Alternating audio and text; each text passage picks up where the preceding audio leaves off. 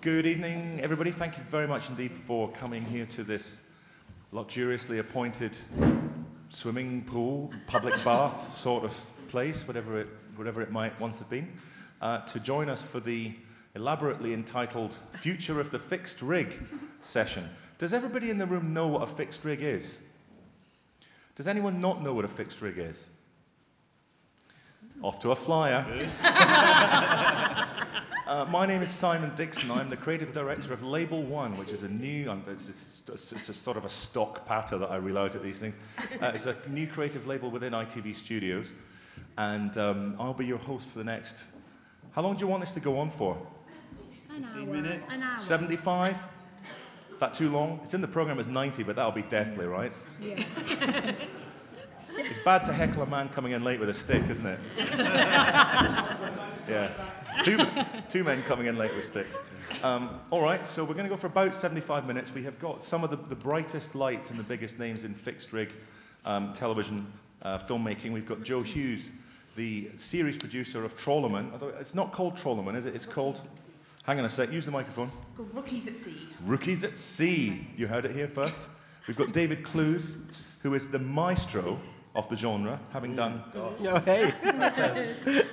Having done... Well, tell us what you've done. Lean in. I've done The Family and Educating, and then a mix of various other fixed rig things. So Marines, Royal Marines Commando School, Magaluf Weekender, Ibiza Weekender, Oh, you Holiday fucking Makers, The Vote. And the good news is some of those have done really well and won BAFTAs and some have been beyond shit. So David has experienced the full spectrum of rig programme making, so you'll want to save a few questions for him. Next up, and if you thought that you were finding it difficult to get out of bed this morning to come to this session, check out the journey that Nicola Lloyd has just made. Nicola Lloyd, the series editor of the last run of First Dates and the executive producer of not just the next UK series, but the American show for NBC. Lloydie, tell us about your journey. I came from LA, mainly to see Simon, because I can't get a meeting with him anymore now he's got his new company. Yeah, long journey. That's LA in America. That's Los Angeles in California, yes. Good. And she's had her hair done special. Oh my God. Here we go.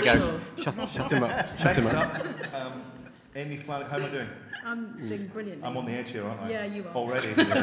Next up is Amy Flanagan, who's the deputy head of documentaries at Channel 4, a post not held in recent years until Amy took it, since I left Channel 4, which is a job that I used to have there. But she is much better than me and is also still earning a living with Channel 4, which I'm not.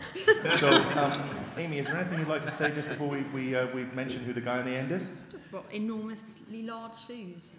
Pardon? You've left to film. Thank you. Well, you know what they say about big shoes. And Paddy, at the end is Paddy Wivell. Hello. Paddy Wivell, who is a legend in, Hang on. I guess you could say single doc making of the highest order. Well, thank you. And one or two series. But his big achievement, which he'll be talking to us about in more detail at the end of the session, so don't get too excited, is The Tribe. Did anyone go to the earlier session with Paddy on The Tribe? Yeah. Hands up. 4 people, 5, 6 people. Keep your hand up if you liked it. Keep it up. Look at all everyone. More people put their hands up. So without further ado, we're gonna play you an appetite-whetting clip of fixed rig programming through the ages, and then we'll kick off with the discussion. And once again, thank you very much indeed for coming, and I hope you enjoy it. Clip man, what's your name? Pardon? Justin. Can we have clip number 1, Justin?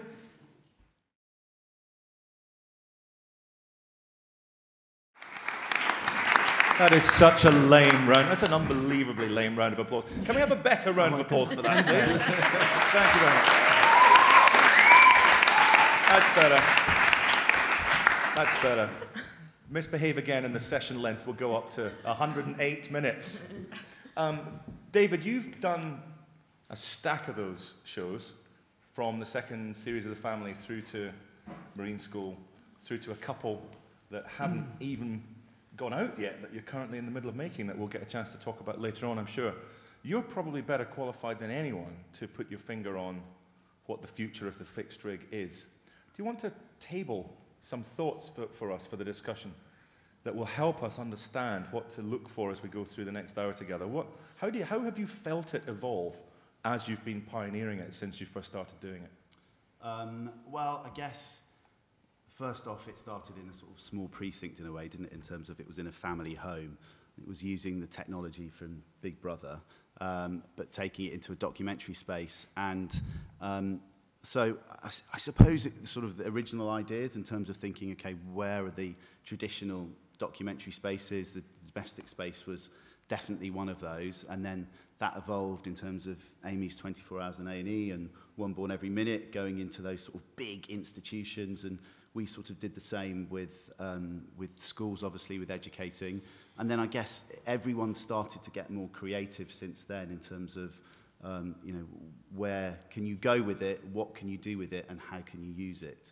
So I suppose those are the questions that I sort of think about, really. The sense that, you know, we were going, okay, the unobtrusive sort of nature of the technique, of the fact that people could forget that the cameras were there much more than you can forget that there's a person in the room with a camera. So I think that was sort of the starting point for it, and then it sort of evolved from there, really. Flanners, you look like you wanted to chip in there. Well, I suppose the other thing that I've really noticed is that kind of in the early rig shows, we all filmed. I know John Smith on Family 1, you on Family 2, same for us on 24 Hours in A&E. We all did lots of filming outside to mop up the kind of what happened next from the action that we filmed on the rig. And every time we got into the edit in those early series, we always jumped that footage because it always jarred with the rig footage. I think what we've seen as an evolution through a lot of those shows is that actually now, and definitely with Marines is a good example, even Super Vet uses a kind of small partial rig, and definitely 24 Hours in Police Custody, is that now the rig just feels like a tool as part of a bigger picture. So you can, and Tribe as well, you've got a mixture of self-shot and rig footage together, which is, I think, quite liberating. So it doesn't feel like such a thing. Jolly good. So that's the discussion nicely tabled by the lead ComEd who does them and the lead creative who makes them. So the question, I suppose, is where can we put it next and what can we do with it? And I guess for some of you in the audience, you may be thinking, can I get to do one? There's hitherto been a relatively small number of companies doing them. Channel 4 are doing, I think, a pretty good job in terms of expanding the supply base. And with that come the inevitable problems and opportunities. So have a think about what kind of questions you would want to ask the leading exponents of the genre and the people that actually spend money on the shows as we go forward. We're going to show you a few clips, as you would expect, otherwise you would be dropping dead with boredom. And we're going to start and end the session with 2 new shows from Channel 4. The first programme we're going to take a look at is Rookies at Sea. Is that what it's called? No. No, who knows? What's it called again? This week, it's working title. Well, hang on, 5 minutes ago you said it was called Rookies at Sea. That's what I was told it was called this week. We'll see. Give me a few of the other titles it's been called. I don't know. The New Trawlerman. The New Trawlerman? Who knows? How do they differ from the old Trawlerman? It's the newbies coming into the industry. industry. Okay. So it's the new Trawlerman. The new Trawlerman. Okay, so we'll have a look at the new Trawlerman momentarily. And then at the end of the session, as I've already mentioned, Paddy, poor guy at the end there, he's going to have to wait right to the end. In fact, we might even run out of time before we get to him. We're going to be talking about Paddy's series, The Tribe, which had its own session earlier, which 6 of you have already been to. So we're going to take a look now at a clip from the new Trawlerman, Rookies at Sea. Justin, roll tape.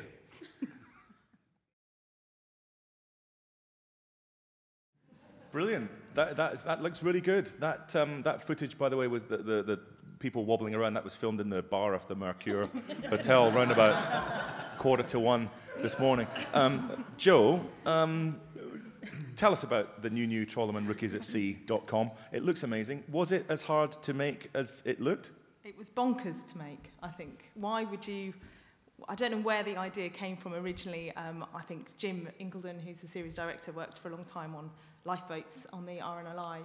And I think the idea really was, as everyone has seen Deadliest Catch, and you've seen Trawlerman and Trawler Wars, and, you know, love the high drama and kind of competition of life in the high seas. And we wondered that what happens if we physically could, technically, practically could get a rig on a boat, what would that do that would bring a new story to it? And I think what I think we've done, we're still very early on in the edit, and we're just off the boat 2 weeks ago, What I think it does is it captures those relationships, the kind of camaraderies of what happens when you have 7 men on a boat whose fortunes are literally tied to each other, both their livelihoods and their lives. Did you go out on the boat yourself? And it's unlucky, fortunately, for a woman to be on a boat. It's what, sorry? It's very unlucky. Well, not if you're one of them. I mean, who did they get instead? Some boys, yeah, very much some boys. Oh well, But any port in a storm. So, what was the general philosophy behind choosing that particular group of new rookie trawlermen, rookie people? These particular boats, Yep. they're quite two. We've got 2 character boats that we've rigged, but we've also filmed off-rig with single... Character boat? What's a character boat? 2 boats that really make up our series. Okay. But we've also filmed on single cameras right across the series as well. That's cheating in a rig show, isn't it? Is it? Well, I think No, we've that's talked about the evolution that's of the rig. evolution of the rig show, yeah. Okay, go on then. And they're 2 quite different boats, the way they fish, but also the kind of dynamics of the boat. One that's quite beleaguered and is struggling, and one that's a lot of Is one fun. a bit more posh? Definitely. Sort of like a yes. yacht? One's just had a £400,000 refit, and one's up for sale. And are they nearly. in the same ocean? They fish in similar seas off the southwest coast, Devon and Cornwall. Catching the same sort of fish? What kind of fish do they catch? No, one's a scalloping boat, if you like your Brixham scallops, and one's hake, turbot, whitefish. I know quite a lot about fish now. You heard it here first. Exclusive Sheffield Dockfest. The new trawlermen catch turbot. It's official. Brilliant to see them sliding around like that, because I guess that's something that you couldn't have expected until you saw it. Because normally, if you're filming that kind of wobbly behaviour with a single camera, then the cameraman himself wobbles around as well. I don't think I've ever seen anything like that before. Which is what's brilliant about it. I mean, I don't think we could have made this 12 months ago, because the new cameras can cope with the shudder of the boats now. Some of our early tests were a little bit alarming because they shudder so much, but there are some brilliant new ones that can do that. And actually, the footage of the boat going up and down, we had another boat, its sister boat was in the same storm. And we were getting emails from the boat, because they're a posh boat that have Wi-Fi, and our cameraman, director, couldn't stand up. I mean, he was being very sick, poor thing. He was in the bunk a lot. But he also just physically couldn't stand up. He sounds like a good hiring. Who was he? He was brilliant. He was brilliant. It was just pretty awful. That was a bad storm. Available through the production database at www.don'thirehim.com. So, look, we're nicely up and running, and there's not a bad audience, being reasonably receptive. That's good.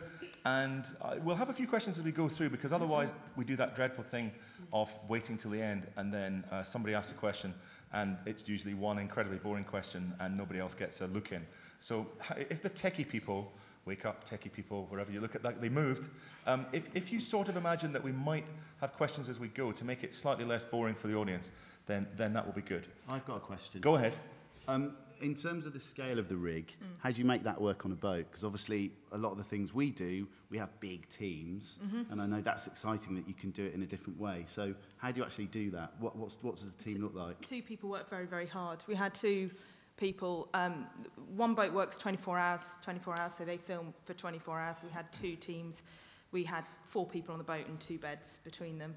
And on the other team, they worked 18, 19-hour days. And so a 40-strong, when we were on Educating together, we had a 40-strong team of loggers, of camera directors, operators, and team producing and everything.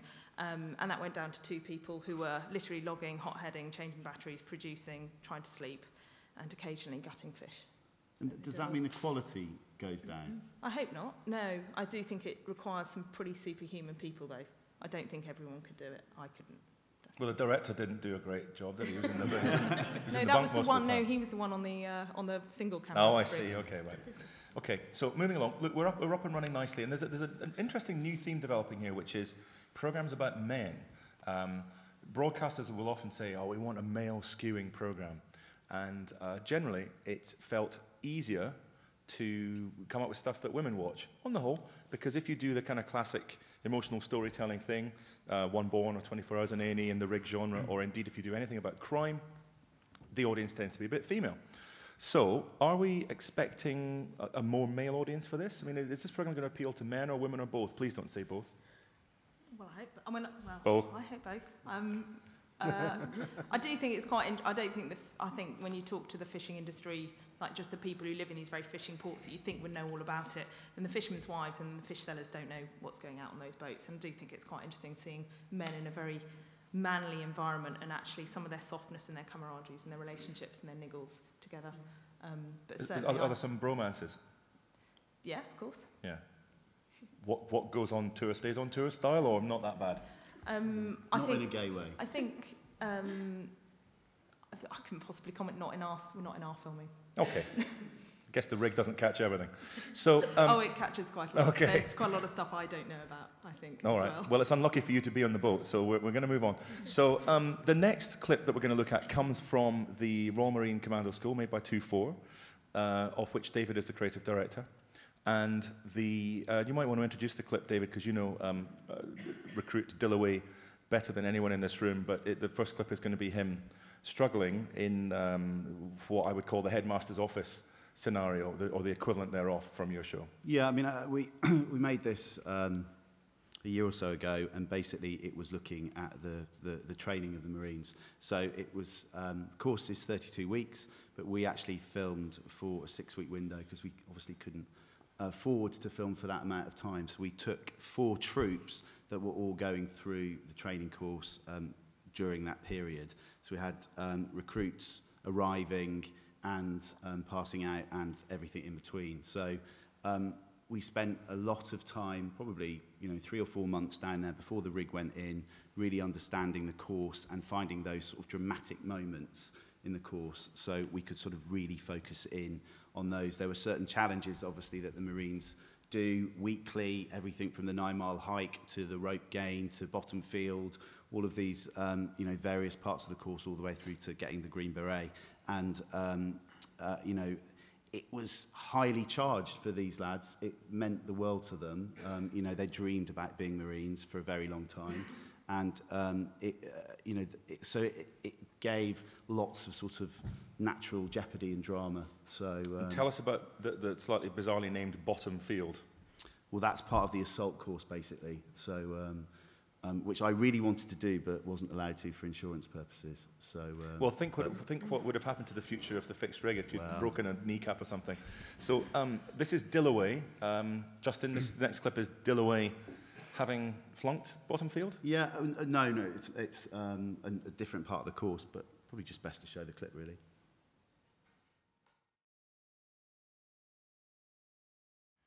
Men in trouble, a bit of a recurring theme here, and certainly an aspect of your work that people have commented on. I mean, why do you think you reach out so empathetically towards those archetypes?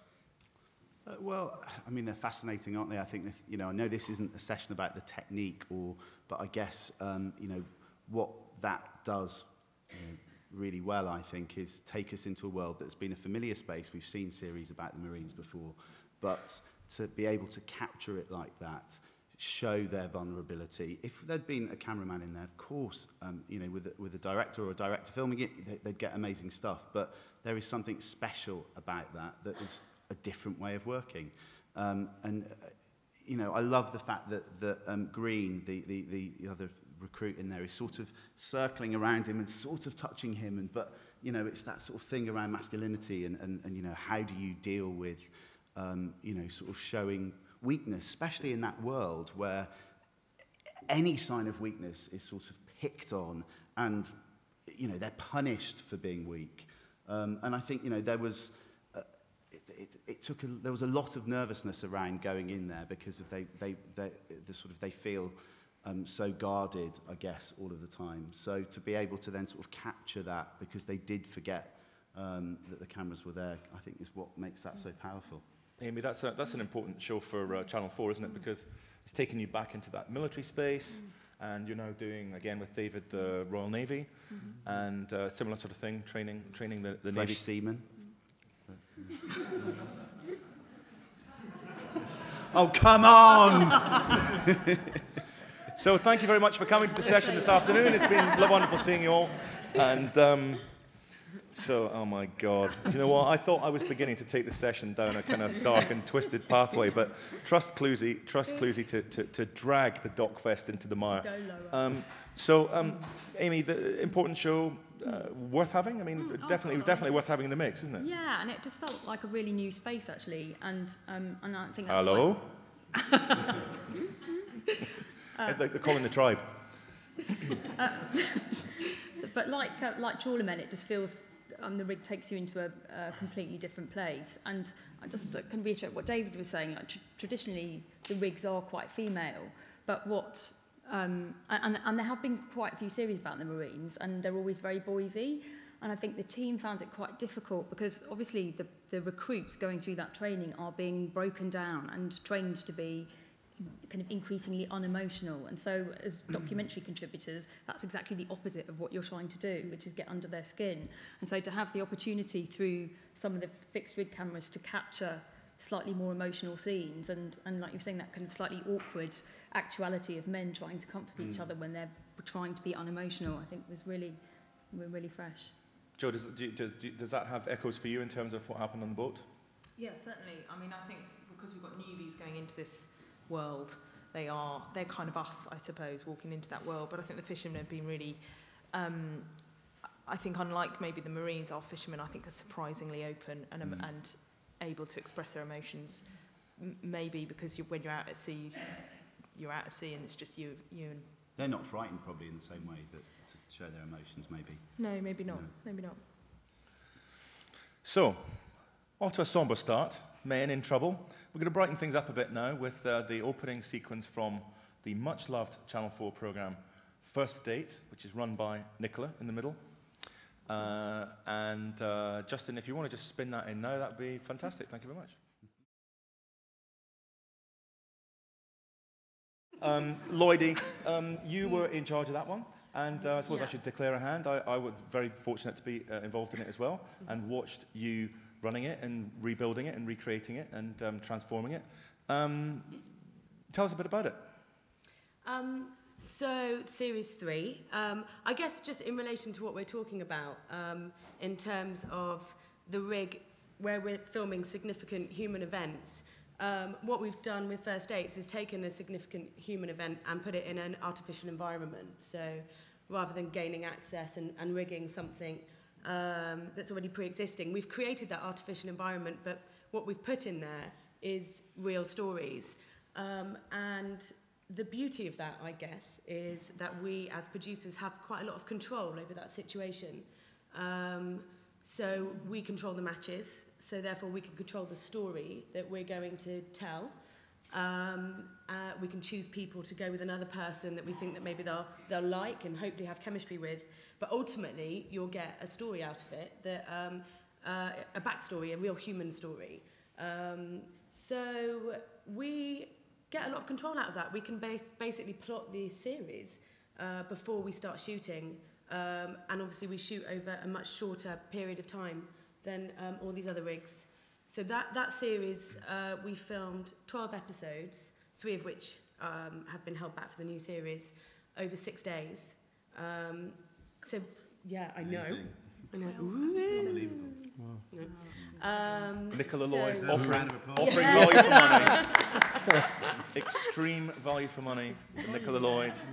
But I guess No sleeping in a bunk on a trawler ship for her. No Hungover and feeling seasick. She's in there doing 12-hour shifts. Yeah. But what you're saying, I think, and what I think I'm hearing that differentiates that from a couple of the other things that we've looked at is rather than it just being exactly what happens in any given space, it's a kind of creative massaging and manipulation of the space. For example, you put in Fred Siriex, who is a genuine maitre d', who is better than the guy who would normally be found at the door in the restaurant that the First Dates programme was filmed in.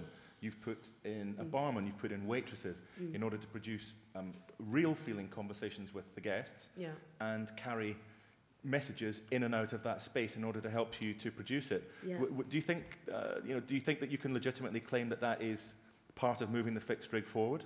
Yeah, definitely. I mean, in this instance, we needed we needed, we talked about this, a reason for the viewers to return every week because the dates are just coming in and going out. And the restaurant is the character that you're returning to, but just the building isn't enough. So we wanted the staff to become the characters that you return to every week, and they sort of develop and they grow with the series and as the dates go on. So they've been hugely helpful, I think, for giving the series a sense of identity and a heartbeat, I suppose. And they're also hugely helpful for us to produce.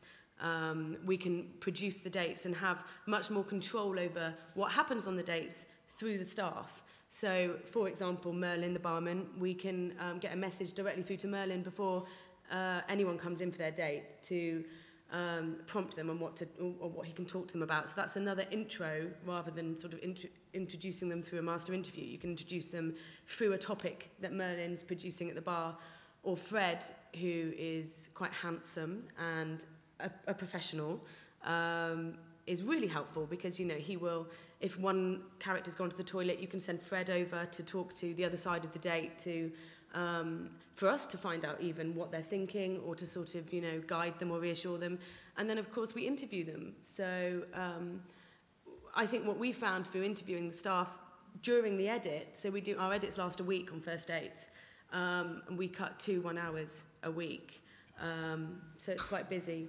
Did you not know that, Amy? No. The edits are a week long. That is unbelievable. Yeah, it's astonishing, isn't it? Yeah, it's for the commissioners as well. It's just as hard. We're doing lots of viewings. Well, it's not quite as hard for them, obviously. Obviously not. No. And within that week, we go and interview Fred and the staff, and what that does is it gives us and the viewer an extra layer of perspective. Cluesy, how long did it take to edit episode 1 of Educating Essex? We can ask Mark Downs.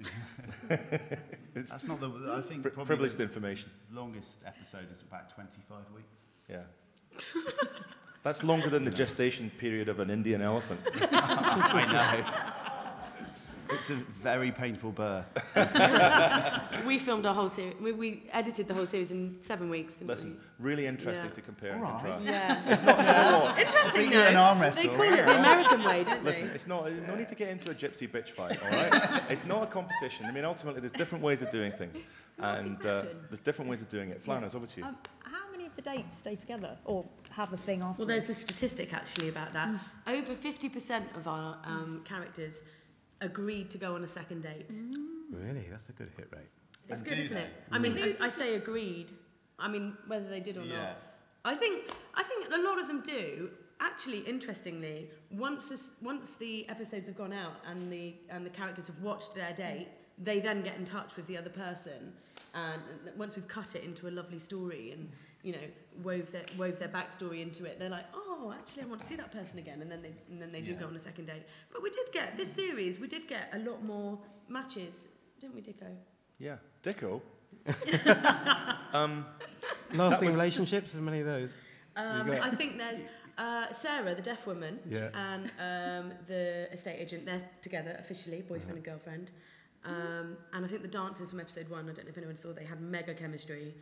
They are still friends with benefits. You need a wedding. Public service. Yeah. First date's wedding. We want a wedding. Yeah. No, can we just at this point, very briefly, but sympathetically and warmly, give it up for Paddy Wivell at the end. Let's just give it up for Paddy Wivell. Because I'll tell you why. Because structuring these sessions, it may look simple and effortless, and as though everything flows, but it's actually quite difficult. And Paddy's now sat in silence for 45 minutes. I'm dying inside. To the point where he's begun playing Candy Crush Saga. Angry Birds. And you may have noticed there that when Nicola was talking, at one point Paddy went, "Really?" So what I've decided to do, and this involves the techie people, concentrate techie people, this is where you come into your own. Techie man Justin, in a moment, but not yet, but in a moment we're going to go off-piste, okay? Ooh. All right? This is where we see what you're made of, you know, have you got the right stuff? And we're going to play, in a moment, but not quite, a clip from Paddy's Tribe show. You know the one that everyone's already seen where the man outside the hut answers the mobile telephone? It's no longer funny. That huh? bit. No, I laugh at it every time. It makes me laugh every time. I mean, not necessarily for the right reasons. So we're going to have a look at that clip momentarily. But first, two other things we're going to do. We're going to have look at one more clip from First Dates, just a quickie, just to show the emotional heart of the show before we move on. Yeah. And then after the First Dates clip and before Paddy's clip, we will have a couple of questions from the floor, just so that people can engage, because by then, everyone will have had more or less everyone will have had a chance to chip in. So let's have a look at the second short clip from First Dates, please, Justin, and then we'll press on. Well, I'm loving that. First Dates was not a particularly successful show. It's hovered around 700,000 to 900,000 per ep, but Channel 4, in a way that they do commendably with a lot of the stuff that is just hovering below the level of what you might call visibility, they stuck with it, they recommissioned it, and they put Nicola on it, and consequently, I think your innovations have taken it to a different level, and then McDonald's have come in and are sponsoring it and doing break bumpers around it and so on and so forth. Those two gentlemen, they weren't actually watching the show live, they were actors pretending to watch the show live. They weren't actors, they were real people. They were real people who looked like actors. Two of the unlikeliest people to be talking about a dating show whilst having a latte in an imaginary McDonald's. But they looked nice, and in fact they looked as though they could in fact be on a date together. So it's all working out well. In their spare time, they actually go on fishing expeditions with Joe's people on the trawler boat. They're both former Marines. They really are. Go on then, Lloydie. But actually, it's funny that you said let's play that McCafe thing, because I didn't think we were planning on doing it. But that is really representative of the sort of online conversation that takes place every week when First Dates goes out. And I think that's one of the sort of unique points about the series. And this year, we took on board a social media company based in Shoreditch. And they looked after, obviously the MD's 22, and they looked after all of our social media, and we were trending every week, because basically it's a conversation point every single date that comes in, and people like to feel part of that community online, and I think I'm really pleased that we embraced that, because I think that there's a lot you can do with social media when you've got a show that's got conversation points going through it. And Thank you, Lloydie. All right, so have we got a microphone that we can stick into somebody's hand and we can maybe get a question? Bear in mind, those of you that haven't made a rig show before, that what Nicola's done with First Dates is quite interesting in the context of thinking conceptually about what the future of your take on the first rig might be. Because instead of having to say to yourself, well, I'm not going to be able to get access to the Metropolitan Police or, another big organisation, you can, I think, imagine a space, and, that space can be whatever you imagine that space to be. And as Lloydie did with First Dates, you can put your own individuals in there to create a rig show, which is effectively a reality show. It's effectively aiming for documentary truth, but based in an artificially created environment. So there has been a move, hasn't there, Amy, from pure access to a more formatted thing. Do you want to just comment on that briefly? I just think it's interesting. It's slightly come full circle, hasn't it? Because it originally was Big Brother technology, which you then put with Nick and Magnus into a documentary space in Family One, and it's mainly kind of since then been institutional until obviously going back to the family with the tribe. But I think what's interesting about First Dates, and also John Hayes commissioned a series which is another constructed space called SAS. The Selection. Hang on a second, that has to be said in a very butch way. SAS, the Selection. So how's that different from Royal Marine Commando School, the Selection? It's created. I mean, it's for putting people through. I mean, in exactly the way that Amy's described, which is that in the Royal Marine Commando School, you're getting institutional access to a thing that's really happening, whereas in SAS, Minna were creating the space, putting people through it, and using the rig to capture that. Ordinary people who think they're tough enough to be in the SAS. So do you feel slightly pissed off that you're not making another couple of series of Commando Marine School? No, I think that's really exciting. It's the best way to be thinking about what can we do differently. So that's quite good. No. So you guys are getting along nice, but you were having a fight with Nicola a moment ago. It's just the women that you fight with. No, not at all. I mean, we've been making Weekender for ITV2 for 4 years. What's Weekender again? Just tell the audience what Weekender is. It's completely constructed in a hotel where we put staff in the hotel. We cast all of the staff and we cast all of the kids that go on the holidays. So, we've been doing that for a while, I guess. Is Maglev Weekender the most successful rig show that's not on Channel 4? I don't know, actually. Good question. I mean, it's back for its 5th series, so probably yeah, is. It's doing Look, well. I'd like to come back to that a bit later in the session because the invisibility of rig shows on channels other than mainly Channel 4, I think, is something that is worth discussing and getting you guys' views on. But I did promise a couple of questions from the floor, and I want to try to stick to that. The lady in the 3rd row with the green top, and then the lady who's 3 along with the floral top. Just more of a development question, possibly more for David and Amy. I just wondered if you could share any development, any sort of rig concepts that didn't work. So for reasons of space or kinds of people, I don't know, funded developments or just ideas that people pitch and you thought that's not going to work for a rig. I mean, lots of things have been pitched, and even after you say no, sometimes people say, well, how about if we rig it? And it's kind of, well, it's still no. I think for me, the tricky thing about doing a proper development for a rig is that you can't ever shoot a taster tape for obvious reasons, because, or not a kind of a full taster tape, because it would just be too expensive. But I think for me, the rig works best in places where you genuinely either get a different kind of access or more privileged access than you, or unmediated access, that you would get if you were filming with a single camera, or it manages to give a different dimension to an already familiar world. So if you take, for example, 24 Hours in A&E, there have been millions and millions of series about A&E departments, but that just gave you a kind of, much more intimate access to incredibly powerful and emotional moment in people's lives. And the same with school. Loads of documentaries have been made in schools before, but not like educating. And it's just what we're saying again about trawlermen and marines. It's not that they're untrodden territories. And so we've got a couple of projects coming down the line. One is a fixed rig or partially fixed rig a series with RDF in Polmont Young Offenders Institute. And again, obviously there have been loads of series in prisons, but not filmed partially on the rig. And I hope that having a kind of rig footage as part of the series will actually add a different dimension. And we've got other projects, a project about a zoo, again, and it will be a partial rig, but the rig hopefully will just give you access in a slightly more privileged way.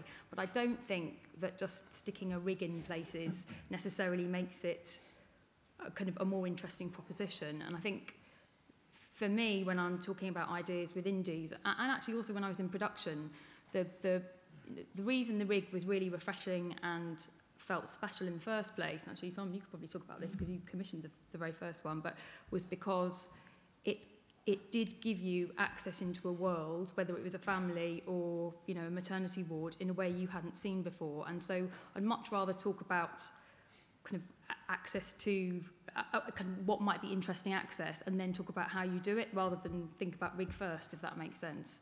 I mean, for example, Hunted, I don't know if you've heard about that, this format that we're doing. Obviously we can't rig GCHQ, and if we could, we probably would, because that would be unbelievable access, but we can't. And so we've created a constructed world, which has nothing to do with the rig, but we've created a constructed world to try and get as close or as authentic actuality as we can about that subject matter, but it's completely constructed. But if we could rig it, we would have done. So I think I'm much more interested about thinking it almost the other way around, if that makes sense. Thanks, Flanagan. So that's good. Future of the fixed rig. It's going back. It's sort of going back to where it started, but with all the things that we've learned along the way still in play. You can't forget what you've learned. So it's sort of evolving in that sense. Lady in the floral top. Sorry, do you want to say who you are actually? I'm Nikki Huggett. I'm head of development at Popcorn. Oh hi. Hello. Who was the green top lady? That's Mel. Are you also from Popcorn? No, I'm RDF. Oh, RDF, okay. Oh, well done. That sounds like a really good show. So, Popcorn lady, over to you. Thank you. I was just interested in what Joe was saying about how you might not be able to do trawlermen a couple of years ago because the technology hadn't evolved. And I noticed that it was a BBC series where they tried to rig kitchens for dinner time. And my friend was a PD on it and said they had to shoot it all off-rig because the cameras steamed up, which to me seemed mental that they hadn't thought about that before they started. So I just wondered if there was any places that you guys had tried to rig and the technology just hadn't been there, and how much the technology has changed as well from when you started out. Well, I mean, Emma, you might be able to mention something about the night bus. Curveball. Sorry. About the How's that hangover feeling now, Cooper? We're just. So, ladies and gentlemen, this is Emma Cooper, Hi. commissioning editor documentaries from Channel 4, Hello. commissioner of the Night Bus series, which Yes. took rig cameras onto a night bus. Yeah, the clues in the title. Anyway, yes, and it was the judder of the... we thought that they were going to give us a normal bus, and they decided to give us an amazing new all-singing, all-dancing bus that switched on and off every time it stopped, which meant off we went, and every time the bus stopped, every camera completely juddered. But the camera company were amazing. And, yeah, clearly. and fixed it really quickly, but you know they hadn't quite realised that it was going to judder that badly. Didn't they also retune the revs of the engine because it was a bus especially for the rigging? They actually retuned the engine. Did they? To work didn't in know that sync bit. with the judder of the cameras. Anyway, you can't tell if you watch it. That's the key bit. But actually, the first time I saw some rushes, I nearly got underneath the desk. I was a bit scared because it was quite bad. But you can't see it in the end. Good anecdote. Like it. The night bus. Liking it. So from the night bus, with all of its technological juddering and its retuning, Justin, this is your big moment, mate. You can't be looking out the window now. What are you doing? We're going to have a look at a clip from Paddy Wivell's show. Thank you, Paddy, for being so patient. Thank you. All right. Pardon? Sorry? That's okay. Okay, good. Sorry. And we're going to have a look now at a clip from The Tribe. Do you want to introduce it? This is the pre-title, so this is the pre-title in its full Technicolor glory.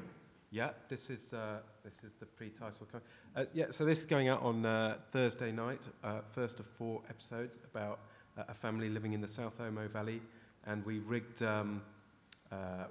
4 adjacent huts with cameras, and yeah, this is it really. Yeah, is that all right?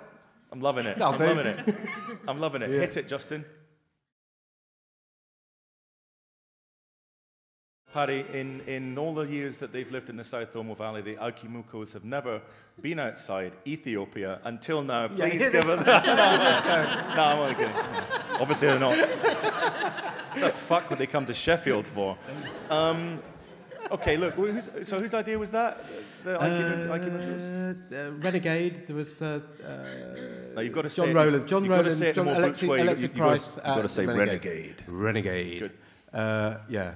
So it was development people at Renegade, John Rowland, Alexis Price. And what were they trying to get to by filming people? You can't call them mud huts, can you? Because they're not really mud huts, they're sort of straw huts. What do they call them? Mud and straw. Mud and straw. Yeah. What do you get filming, leaving the rig aside, what do you get filming in a mud and straw hut with 4 Ethiopian families? 1. I thought you said they're in 4 huts. 4 huts, 1 family. Okay, I'm turning into Paxman here. I'm going to be nice. What were you trying to get to? Leaving aside the technology, what was the point of that show? Well, I think they wanted to, in a sense, find one single family and find out what differentiates us, how we're similar, and almost take as a model like David's series and actually relocate it in a really exciting and different place. Yeah. So what did you learn? It's funny. It's like, I think I probably learned how similar we are rather than how different. You know, I think what the rig afforded us to do was actually look at the kind of minutiae of life as they live it day by day. And actually, the magic of the rig is to kind of really investigate really small moments. So whilst I was, I had handheld teams going out and actually getting some of the really big events. In getting the big story beats that way, actually it's the small details of life that we're picking up on the rig that was really creating the magic for the series. What makes it distinctive. What were your favourite moments? I mean, looking back, what were the times when you were watching the material and you thought, geez, I've really got some gold here? Well, there were obviously like family squabbles, little moments of humour. There was a huge row over a woman that wanted to give goats to her family. There were moments that just unfolded in front of our eyes that were just absolutely amazing. And then we also had a bride that came into the village, and there were some incredibly tender, intimate scenes there that just we wouldn't have been able to get with a crew. And who should the audience? It's this Thursday. this Thursday. Who should the audience look out for in terms of, who's the star, who's the heart going to go out to? Well, in the first episode, we concentrate quite a lot on the two elders in the family. So there's Aikimuko himself, who's a kind of leader within the tribe. But the thing that was most appealing about him was that I sort of saw him as a kind of Victor Meldrew. He was so grumpy and cross and swearing at the kids. He was so immediately somebody that we knew we wanted in the series to feature really heavily in the series. Plus his long-suffering wife, matriarch Kerry Bodo. So for me, they're really kind of the stars of the show, and they feature in every episode. Yeah. Good. Well, look, interesting that you mentioned David Clues and his series 2 of the family. It's talking about that. I mean, there were obviously so many similarities. I hear yeah, I mean, I did, because I love Family 2, and in a way, it mirrors that series in many ways. And well, as if by magic, knowing that we had David Clues here, and knowing how much you love Family 2, we brought along a clip from Family 1, not Family 2. First series of the family, because it's a low-budget universe after all, and I think Family 2 was held in a different tape storage facility. So, Justin, we're off-piste again. Go with me here. We're going to play a clip from the opening titles of The Family. This is the first, little bit of history, this is the first rig show that was ever made. That's the one you commissioned, Simon, yeah? I wasn't going to say that. I mean, I figured everyone knew that anyway. No, I commissioned the first series of The Family in 2007-ish. It was on air in 2008. David made a series in 2009, which was brilliant. And then the brand slightly died off in 2010 when we ended up casting quite a dull family for Series 3. Please don't quote me on that, because they might be offended. Too late. But yeah, I did commission it, and it was quite hard, because at the time, hello? At the time, no one had seen this type of filming before, and quite a lot of people said it wouldn't work. And it's quite interesting now looking back just to see how much rig stuff there's actually been. Let's have a quick look at the clip, Flanners, then I'll come to you straight afterwards. Quite sweet, nice seeing that again. Days. Bit of history, 100 days, like one of your edits. So, Paddy, are they... oh, shit, I was going to do you, wasn't I? But Paddy first, because he's been lonely. Paddy, are they like the Aikimukos? I mean... The Aikimuko family. Yeah. Are they like them? Are they like them? Yeah. Yeah, in many ways. I mean, is it the same show, but just, made in Ethiopia? They like them and not like them. Tell us how. It's polygamous. There's more than one. He's what? More than one wife. Dirty bastard. How about that? But there's all the same. What was really gratifying is all the same. Is his other wife in it? Huh? Is his other wife in Terry it? Zuma, yeah, you'll meet her. Do you set him up at the top as being polygamous? I think you get to know that the beginning of part 2. I wouldn't have minded knowing that right at the beginning. Oh, that's a shame. Okay, too late. Okay, all right. A lot of the things are familiar. The sort of family squabbles. Who's doing the chores? Who's clearing up the goat pen? Well, it's got to be one of the two wives, hasn't it? Actually, it's the teenage daughters, troublesome teenagers, all those sort of things feature. But I suppose what's fun about it is you're constantly riffing between what is familiar and what is completely unfamiliar. I think that's the kind of charge, that's the pleasure of it. Like the whole goat thing and crazy weddings and things like that. Your bridal negotiations. Right. And, yeah, all that kind of stuff. Flanners, sorry, I've made you wait. No, it's fine. I just wanted to ask you, actually. When Nick and Magnus first pitched Family 1, did they show you any footage? Well, they didn't pitch it. I mean, we came up with it together over a plate of mackerel in an Asian restaurant. And it was largely born out of my frustration with Big Brother and lamenting the fact that the technology used to make Big Brother was being directed at nincompoops in a house. And, I suggested to them that they stick cameras up all over the walls of a genuine family home and make something a bit more useful, in the manner of, why don't you turn off your television set and go and do something more interesting instead? If any of you people remember that, but you're looking across you, or you're all far too young. And Nick and Magnus, brilliant producers, have a wonderful knack of making comeds feel comfortable when comeds are expressing thoughts and ideas, and they said, that sounds like a good idea. Can you leave it with us? And then they went off and developed it, hired Jonathan Smith, put some cameras in a house, turned them on, and the results were extraordinary. So yes, it was, I was very privileged and fortunate to have been expressing some thoughts in a room with such brilliant people. Because, that was one of 1,000 thoughts I expressed that month, and the other 999 was shit. So glad that the right people were there for me to share that idea with. But in any event, we're pressing ahead. We're doing not bad for time. We've got a couple more clips to show, but I think we've reached a decent point for another couple of questions. There's probably a couple of questions about the tribe, which does look remarkable, and the photography is beautiful. It's escapist. It's a wonderful, quite relaxing watch. You know, the absence of people speaking English in a funny sort of way makes it something that you can kind of drift away on, not in the manner of BBC4's Canal Journey film, but there's a touch of sort of be taken to a foreign place and sort of it's not an uncomfortable watch, other than in the places where there's intense drama. You know, it feels very warm and you know, nice to watch. Yeah, I mean they're a great family. Yeah, I mean the casting is so much to do with it. I really think we could have trawled all over Africa and we'd still come back with this family. Would have filmed them, because there's something about them that was really familiar. How long did it take to find them? I don't think it took a few weeks, really. I know that Renegade had worked with a fixer that had worked with Bruce Parry, so they knew quite a lot about the tribes and who would be most suitable to approach. Right. So they alighted on the hammer quite quickly, and then after that, it was a stressful couple of weeks trying to find them, but once they did, they knew they were the right people. I mean, they're well known in the Hamar. They're established, popular. They are the Kardashians of the Hamar tribe. Yeah. Any questions? Lady at the back, waving enthusiastically. I'd love to know. Can you just say who you are briefly? Oh, sorry, Selena Mitter, Head of Development for 10 Alps. I'd love to know how the conversation went with the family when you said, we want to do this rig show with you, and what did they say? Well, they don't speak English, so it was over quite quickly. Via your fixer? Well, I don't suppose I was there for the initial conversation, but I went back to do a recce with them and talked it through with them then.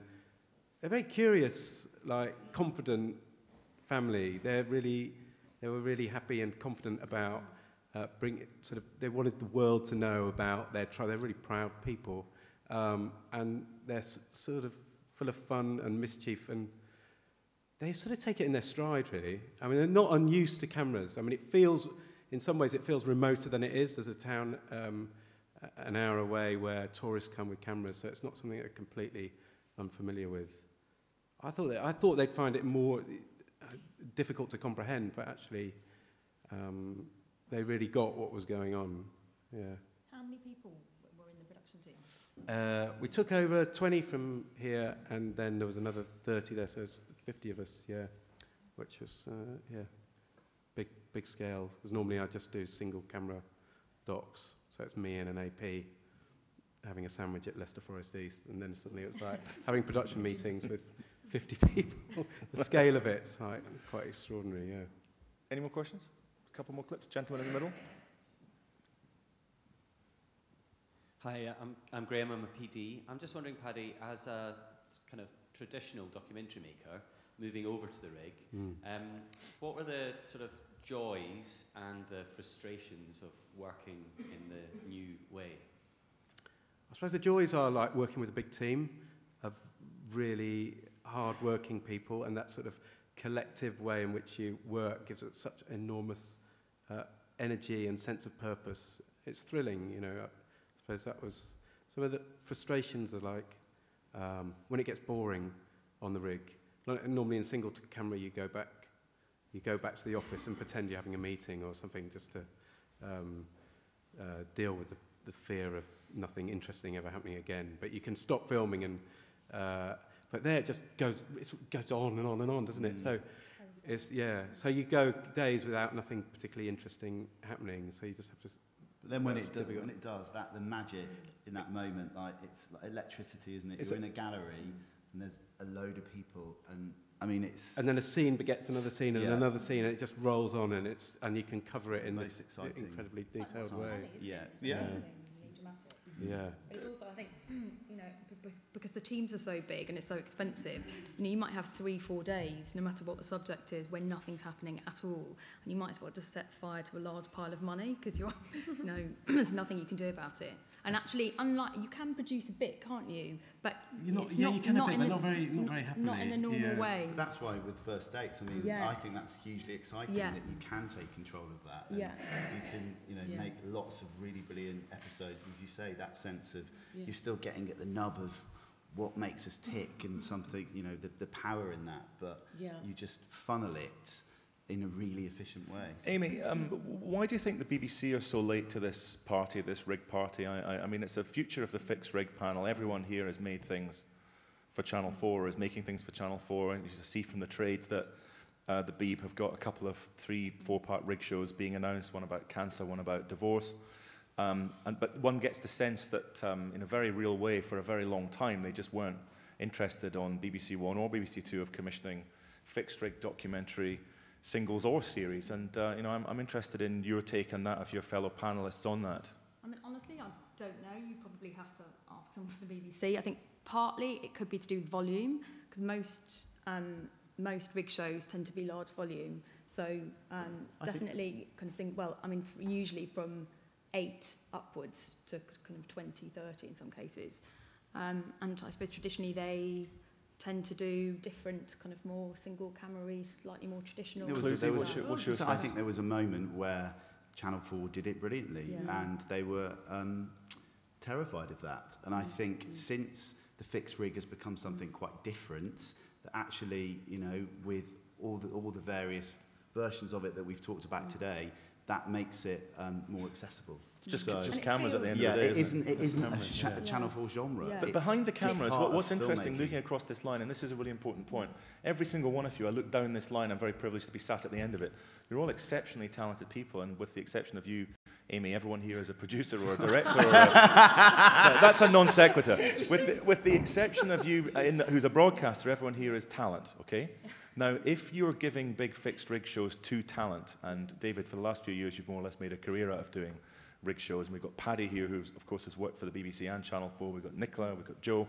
If you're lured to Channel 4 by big rig shows, and they feel to you like a wonderful way of you expressing yourself creatively, then de facto, you're not working for the BBC. Yeah. So this is an issue for them, is it not? Yeah, absolutely.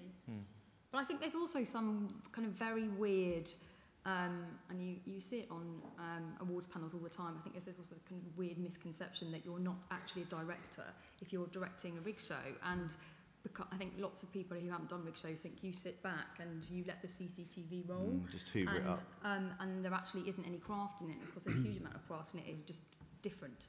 Yeah, I've definitely encountered that snobbery on panels and things like that. But I think more and more you can do a blend of the fixed rig thing with more traditional observational material, and you can just make great documentaries with it rather than like think of it in terms of a fixed rig. It's a sad thing, isn't it, when the most popular and widely watched documentaries of the time are looked down upon by people, nameless though they shall remain, who are supposedly at the pinnacle of the documentary making family tree. Anyway, one little stat that Ellie Gibbs, who's the rather excellent producer of this panel, dug out for me is that it's approximate, so we'd need to check it before anyone here was thinking of putting it in print, and we'd happily break it down for you.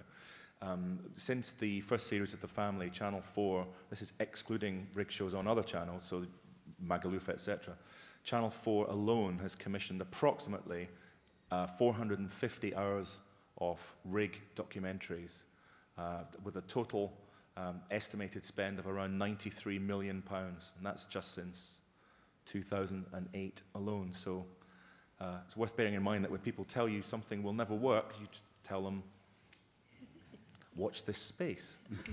Got a couple more clips. 24 Hours in Police Custody, obviously inspired by 24 Hours in A&E, which is one of Amy's, and I think pretty much one of the few rig shows, one of a number of rig shows that's been capable of, if you like, closing the snobbery gap, because I think even the best and most hardened single documentary purists would find it difficult to say that this programme is anything other than an exemplary example of the genre. Obviously managed by The Garden, Nick Kerwin and Magnus Temple, who've been in the vanguard of this revolution right from the beginning, and it'd be great to have a look at it now, particularly in the light of the BBC's Met series last night. I wonder if anyone has a view on how they compare.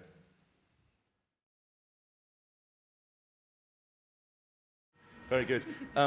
Anyone on the panel seen the Met, want to venture a comparison between the two programmes? It was on last night, did reasonably well for BBC One. Nobody's seen it? Anyone in the audience done their homework, has a take on the different approaches? Because I think it is worth talking about it for a minute, in the sense that the future of the fixed rig is necessarily going to be differentiated to an extent from the future of this more straightforward access dock.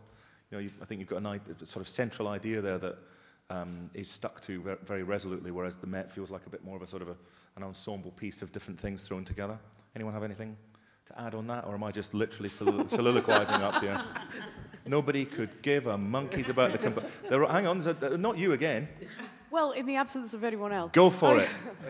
All I'd say is I saw a clip this morning. I haven't seen a full episode yet, but there's clearly one big difference, which is they're following the police wherever they go. There was a very powerful scene shown this morning where two police officers are attending a stabbing. That was an incredibly powerful scene. I don't think you could have rigged it. You know, they're different things. They're both very powerful in their own ways, I think, but I haven't seen the series yet. Fair point. I mean, it's what we've been talking about, isn't it? It's a combination of both. And when it's appropriate, you could use either or not. And I think the exciting thing is how we all think about, you know, everything we've spoken about, really, I guess.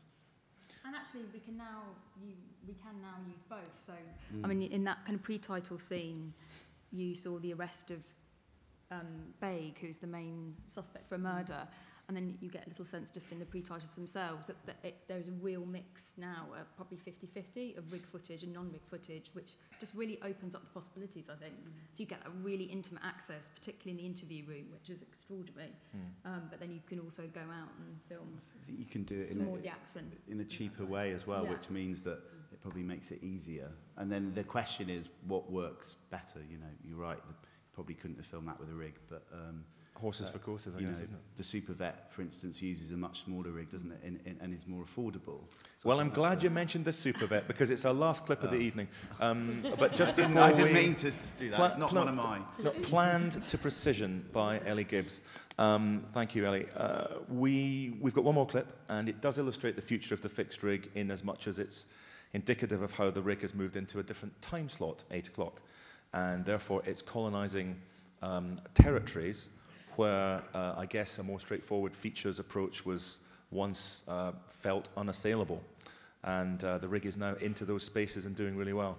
So just before we spin that last clip in, you've got your top panel here. They're moments away from cracking open a bottle of Sauvignon Blanc or two. Don't embarrass them by failing to ask a question. No one's asked one from that side of the room. Richard Bond, you must have a question.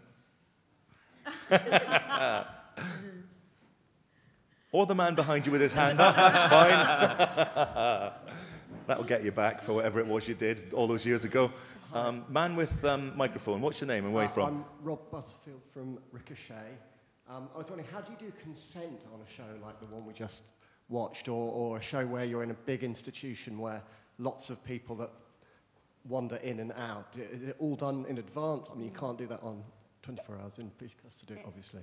It massively depends what the institution is. So in 24 Hours in A&E, for example, you have a massive production team. So we had about 50 APs and about 10 producers who are there 24 hours a day in shifts and who are on the floor. So they're inside each part of the emergency department. And because it's a hospital and because legally anybody who's even in shot for 2 seconds in hospital has to sign a release form, even if you just get half of their face, that there's this slightly elaborate process of APs going up to every single person in the waiting room and then radioing through to the gallery to say person in green hat doesn't want to be in shot, person in blue trousers is happy to be in shot but doesn't want to speak, person in red trousers is happy to be filmed, and we're putting a radio mic on them. So there's a kind of incredibly detailed set of notes that goes into the edit with all the rushes. On something like custody, it's slightly different.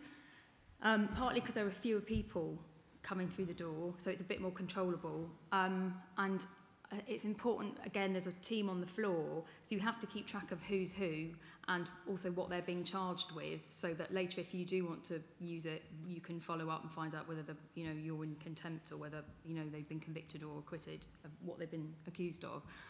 In some cases, depending what the crime is, you can public interest them, so you don't need their consent. But in other cases, so for example, Baig actually is a good example. So he was suspected of murder and charged with murder. He knew filming was taking place, so you had to tell him filming was taking place, but it wasn't any secret filming. And he didn't say anything actually, because I think he was busy worrying about being charged with murder. If he'd said no, because it was a murder charge, we might have carried on filming, because if he'd been convicted, there could be a case to say that you could broadcast it without his consent. And actually, funnily enough, his lawyer, Mr. Malik, who's in the programme, actually said yes at the time, amazingly. So they had the lawyer's consent and no consent either way with him. If he had been convicted, we could have broadcast it without his permission.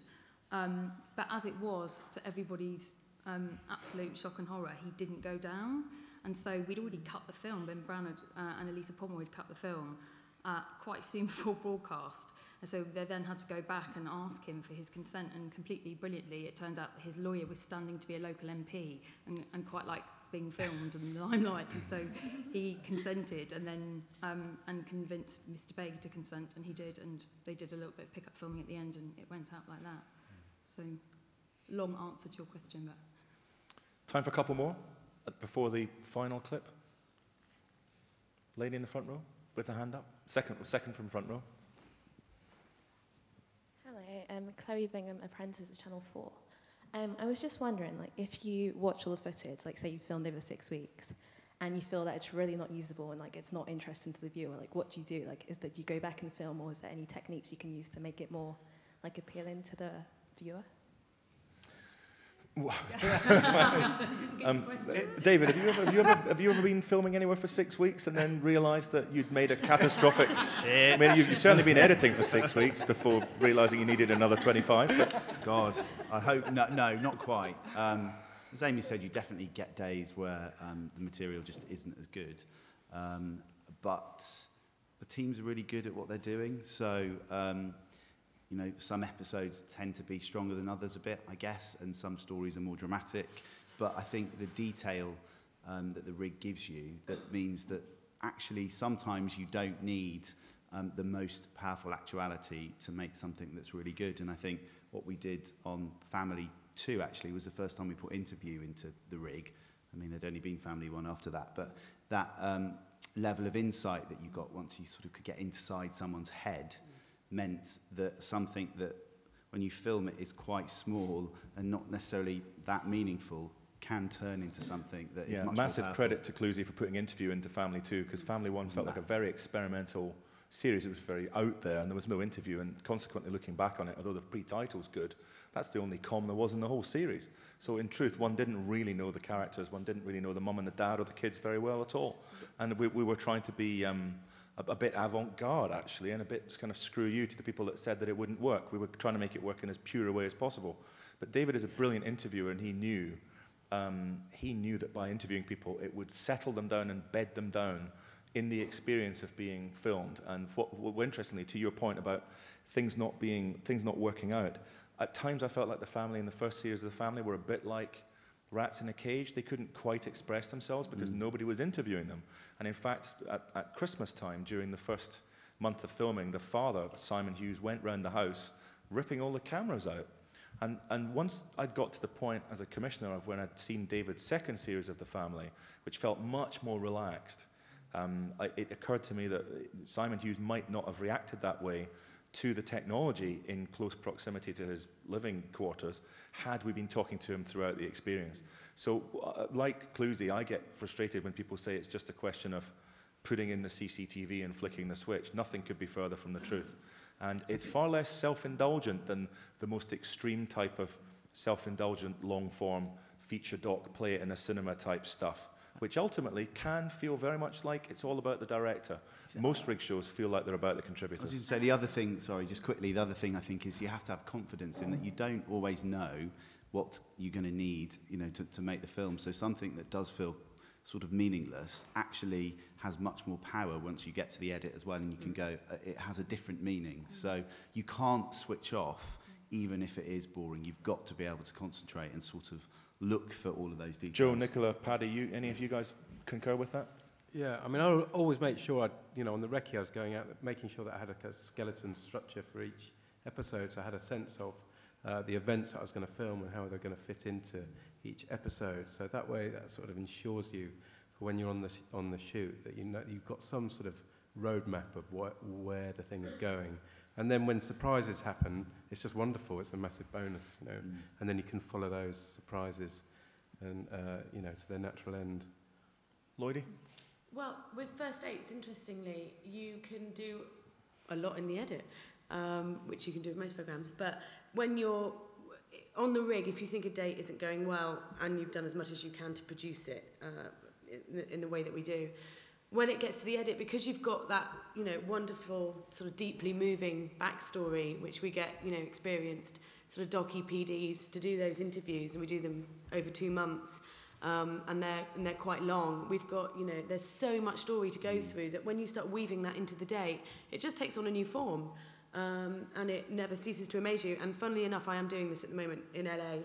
It's their first ever rig show in America, and it's a massive risk for them. And I'm trying to reassure them with every match that we make that this will become an interesting story, and there's so much fear surrounding it because they don't buy into it. They're saying, we're matching these people, how can it work? But I just say, just trust the process, because the interview, the voyeurism, sort of fly on the wall actuality that you capture on the rig, and the sort of quirky graphics and heart and music and branding all packaged together will create a really sort of engaging and funny, warm series.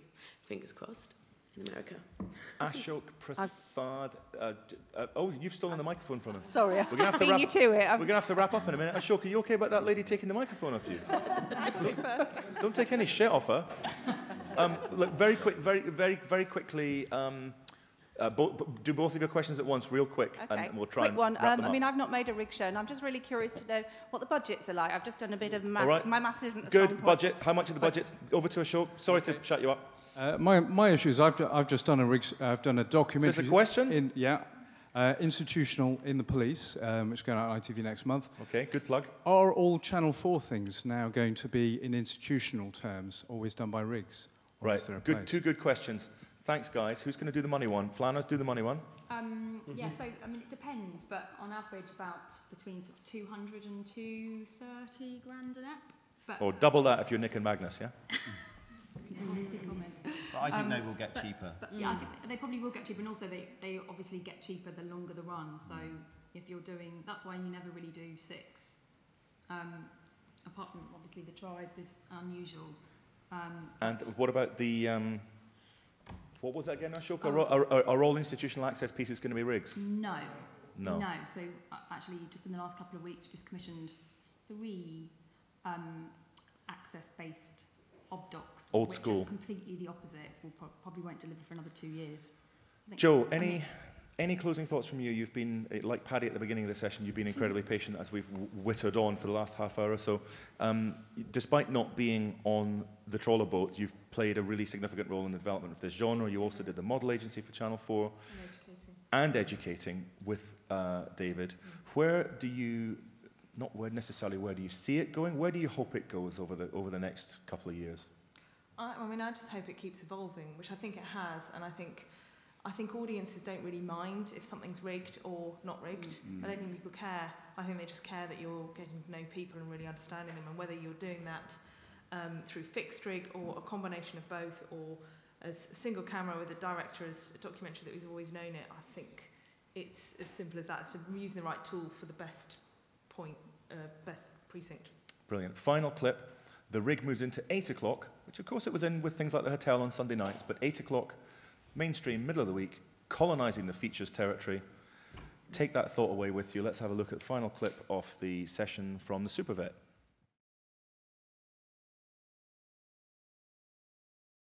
And I think we shall pause there. With many thanks to Amy Flanagan, David Clues, Nicola Lloyd, Joe Hughes and Paddy Wivell. Thank you very much indeed.